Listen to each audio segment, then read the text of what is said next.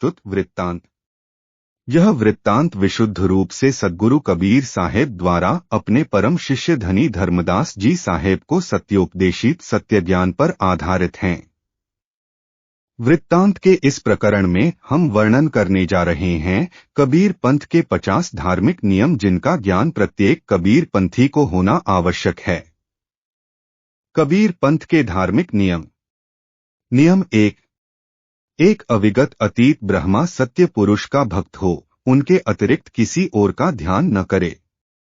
वह ब्रह्मा सत्य पुरुष केवल सद्गुरु की शिक्षा एवं उनके सदग्रंथ अध्ययन से जाना जाता है। दूसरा कोई भी मार्ग उनकी प्राप्ति का नहीं है। नियम 2। सत्य पुरुष और कबीर साहब एक ही हैं, केवल नाम मात्र का ही भेद है। वे एक ही दो नाम से कहे जाते हैं, उनमें लेशमात्र भी भेद नहीं समझे। जो भेद समझेगा उसकी मुक्ति होने में भी अवश्य भेद रहेगा। नियम 3। गुरु की सेवा तन मन धन से करें। गुरु वचन का विश्वास करें। गुरु का आज्ञाकारी रहे। सत्य कबीर और गुरु में कुछ भी भेद न समझे। गुरु के ऐश्वर्य सिद्धि आदि का विचार न करें। जो अपने गुरु को ईश्वर मानता है, ईश्वर के समान ही उनमें भक्ति रखता है, उसी का कार्य पूर्ण होता है। पर जो गुरु में भेद बुद्धि करता है, वह हतभाग्य सदा निष्फलता ही प्राप्त करता है। अपने उपार्जन का 10वां भाग अवश्य गुरु को भेंट करें। सदा अधीनता से गुरु का धन्यवाद करते रहे। नियम 4।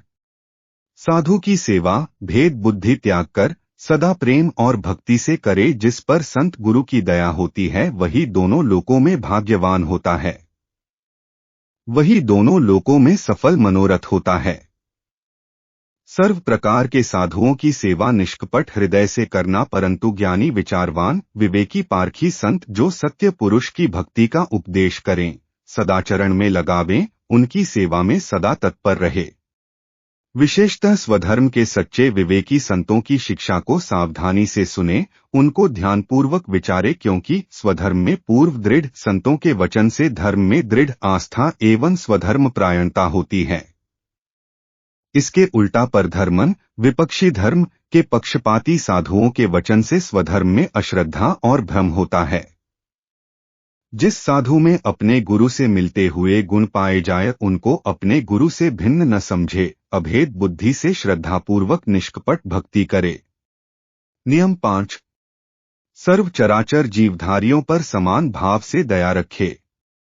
किसी स्वरूप आकार में कोई भी जीवधारी हो, सबको अपने शरीर और आत्मा में समान जाने। किसी देश काल में भी किसी जीवधारी को दुख न दे। संसार में अपना निर्वाह इस प्रकार करे कि कभी भी अपनी ओर से किसी जीवधारी को किसी प्रकार की हानि न पहुंचे। सब जलचर थलचर वनवर पशु पक्षी स्थावर जंगम पर समान दयादृष्टि रखे, सबको अपने ही शरीर और प्राण के समान समझे। नियम 6। मांस आहार को सब घोर पापों में बड़ा पाप समझे। मांसाहारी चाहे कैसे भी गुण और पुण्य से पूर्ण क्यों न हो, पर कभी भी वह सत्य मार्ग को प्राप्त नहीं कर सकते। मांसाहारी आत्मज्ञान का अधिकारी नहीं हो सकते, उसकी मुक्ति कदापि नहीं हो सकती। नियम 7। मदिरा तथा अन्य सब मादक पदार्थ भी मांस के समान ही छोड़ने चाहिए। कोई मादक पदार्थ का व्यसनी ध्यान नहीं कर सकता। ध्यान बिना ज्ञान प्राप्त नहीं होता, ज्ञान बिना मोक्ष नहीं मिलता। नियम 8। व्यभिचारी को नरक निश्चय ही होता है। नियम 9। जितने आकार रूप ब्रह्मांड में हैं, वे सब बुत कहलाते हैं। उनमें से रूप या नाम किसी को भी पूजने वाला मोक्ष का अधिकारी नहीं हो सकता। जिस प्रकार बुतपरस्ती ज्ञान मार्ग में बाधक है, उसी तरह ईश्वर गुरुमूर्ति का ध्यान भक्ति द्वार की कुंजी है। नियम 10। जो कुछ भोजन छाजन आदि अपनी संसार यात्रा संबंधी पदार्थ हों, वे सब प्रथम परमात्मा सत्य पुरुष को अर्पण कर ले, तब स्वयं स्वीकार करे। कभी भी सत्य पुरुष को भोग लगाए बिना कोई पदार्थ ग्रहण न करे। जो सत्य पुरुष को अर्पण करके किसी पदार्थ को ग्रहण करता है, उसका फल अमृत समान मिलता है। इसलिए उचित है कि अत्यंत शुद्ध और स्वच्छ भोजन आदि उपयोग में लाए। नियम 11। न झूठ बोले एवं न झूठे वचन दे, न झूठे का संग करे, न झूठे से किसी प्रकार का व्यवहार करे। नियम 12। चोरी करना, चोरों का साथ देना, उनकी सम्मति में सहमत होना, उनको सम्मति देना, उनका माल लेना और उनके निकट न जाना चाहिए। नियम 13। जुआ न खेले क्योंकि जुआ महान दुहक का घर है, जुआरियों की महा दुर्दशा होती है।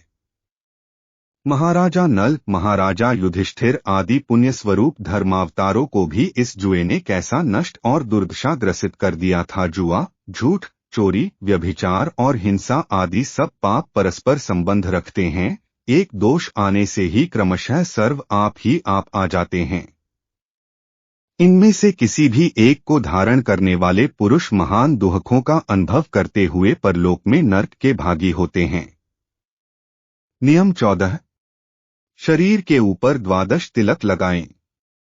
कपाल में खड़ी लकीर के समान सीधा तिलक करे, वैसे ही मस्तक, दोनों आंख, नाभि, हृदय, दोनों भुजा और दोनों छातियों से लेकर मोढ़े की ओर फिरता हुआ पीठ और कान पर तिलक करे।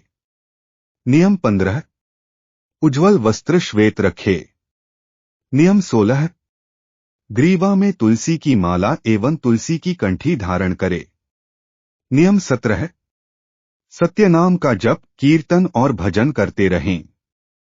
नियम 18। सत्य पुरुष की भक्ति तथा सत्य पंथ का उपदेश करे। एक मनुष्य को सत्य पुरुष की भक्ति और सत्य पंथ में प्रवेश कराने के फल करोड़ों गौओं को कसाई के हाथ से बचाने के पुण्य से भी बढ़कर होता है।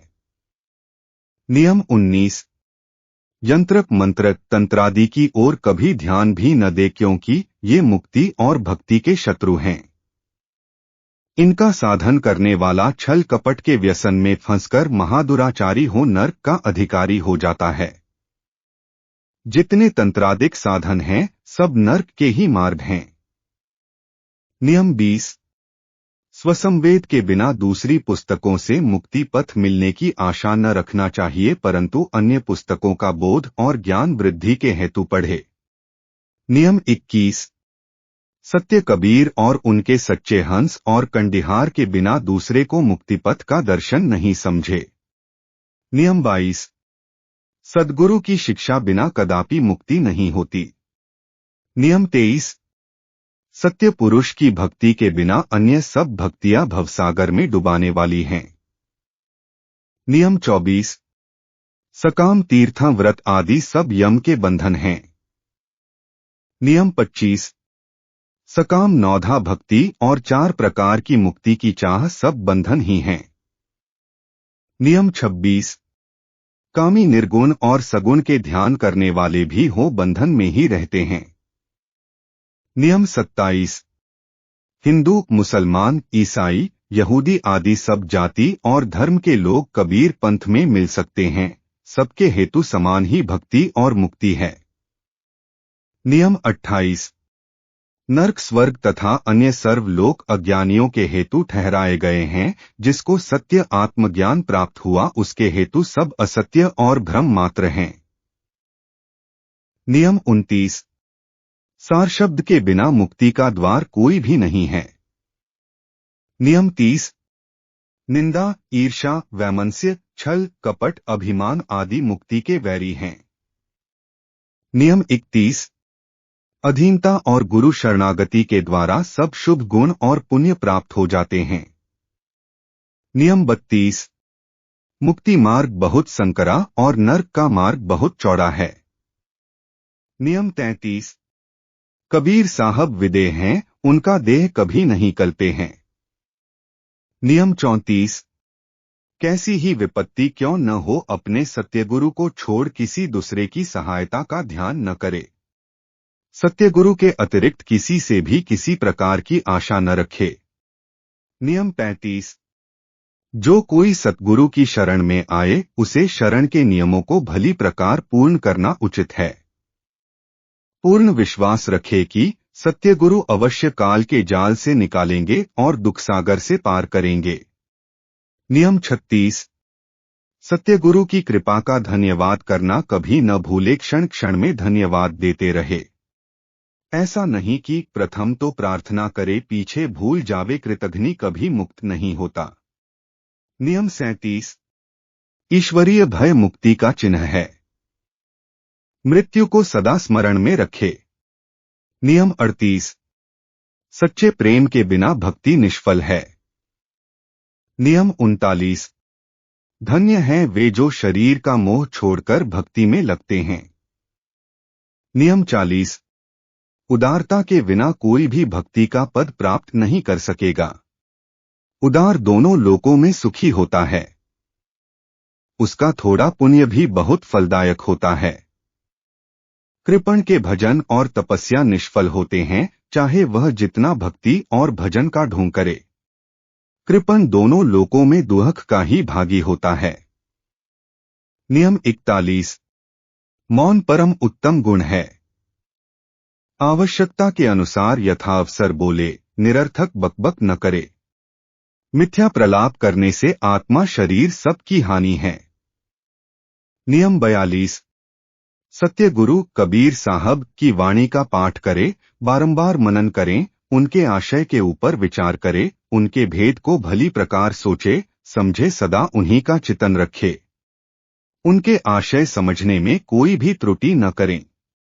सत्य गुरु के शब्दों को यथा अवसर गावे और कीर्तन करे। सत्य गुरु की प्रशंसा और प्रार्थना सदा करते रहे। नियम 43। जितने धर्म संसार में प्रचलित हैं, सबके आचार्य कबीर साहब हैं, ऐसा कबीर पंथियों को ध्यान करना चाहिए, परंतु उनके मुक्तिदाता तो स्वयं कबीर साहब और 4 गुरु तथा उनके वंशों को ही ठहराया गया है, दूसरे को नहीं कहा। नियम 44। किसी को कभी शाप न देना, किसी से कुवचन न बोलना एवं किसी का अहित चिंतन न करना चाहिए। नियम 45। परमात्मा को सर्वत्र पूर्ण जानना। किसी प्राणी को भी दुहक देने को ईश्वर को दुहक देने के तुल्य जाने। नियम 46। अभिमानी कभी परमात्मा को व्यापक नहीं देख सकता। नियम 47। गुरु की आज्ञाकारिता ही परम तपस्या है। नियम 48। जब तक शरीर से लाड़ प्यार है, उसके पोषण में वृत्ति लगी हुई है, इसमें आज्ञाकारिता असंभव है। नियम 49। मूर्ख, शठ तथा विद्याहीन को मुक्ति पद कभी नहीं मिलता। नियम 50।